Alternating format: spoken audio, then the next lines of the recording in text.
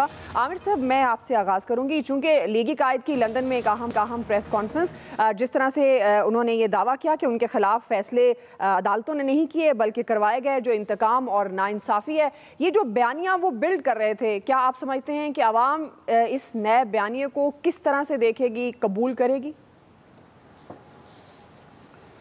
دیکھیں، نواز شریف کا جو بیانیہ ہے وہ قبول ہو جانا ہے۔ الیکشن جب ہوں گے رزلٹ اس وقت نکلے گا، لیکن وہ جو کالا قانون، کالی ڈکشنری اور پھر کالا فیصلہ، یہ تین لفظوں کی گردی ہے نا کہانی، کہ کالا قانون، ڈریکونین لا، وہ موجودہ چیف جسٹس صاحب نے کہا، اور یہ اس فیصلے میں موجود تھے جس میں تاحیات نواز شریف کو نااہل کیا گیا کے لیے،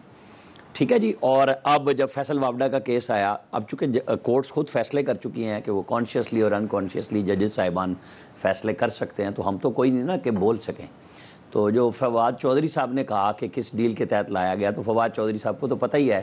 کہ کس ڈیل کے ذریعے نواز شریف کو فارغ کیا گیا تھا، کس پیکج ڈیل کے ذریعے عمران خان کو لانچ کیا گیا تھا، اور پھر کس پیکج ڈیل کو تباہ کر کے عمران خان صاحب اب ایک نئی ڈیل لینے کی کوشش کر رہے ہیں۔ یہ کسی کو چھپی ہوئی نہیں ہے، اسی لیے فواد چودھری نے کہا کہ اس پہ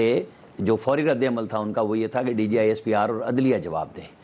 اب ان کو سمجھ آئی کہ میں کچھ سوال تھوڑے سے اور کر دوں کہ لوگوں سے، کیونکہ ہم تو روزانہ کی بنیاد پہ سوال کر رہے ہیں، تو ہم ہی کوئی نیا سوال بھی کر لیں، کیونکہ جو بھی چیزیں کہنی ہیں اب پی ٹی آئی میدان میں ہے، اور وہ اگلا سوال ہمارا آ بھی رہا ہے بڑے اچھے انداز سے، ہم اس پہ بھی کریں گے بات۔ نواز شریف نے جو بات چیت کی، تو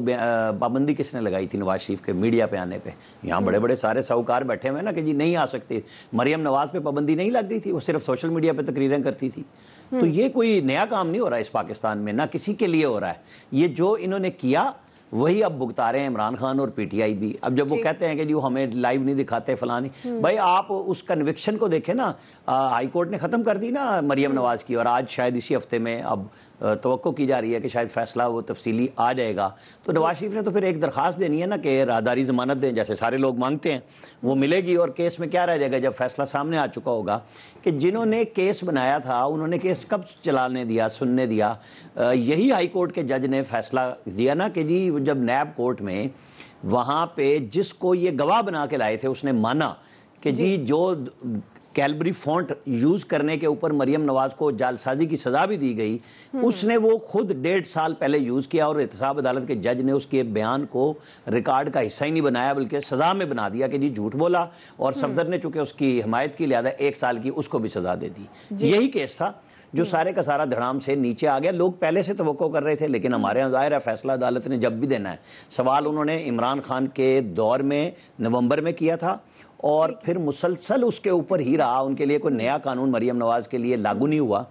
ابھی تو نئے قانون سے صرف فائدہ پی ٹی آئی کے لوگوں کو ہو رہا ہے، اور ان ساروں کو ہو رہا ہے جو اس وقت چیخ اور چنگاڑ رہے ہیں کہ بھئی یہ نواز شریف کی پریس کانفرنس کیسے آ گئی، وہ کیسے بول لیا؟ بھائی ویسے ہی بول لیا جیسے پابندی لگی تھی۔ ٹھیک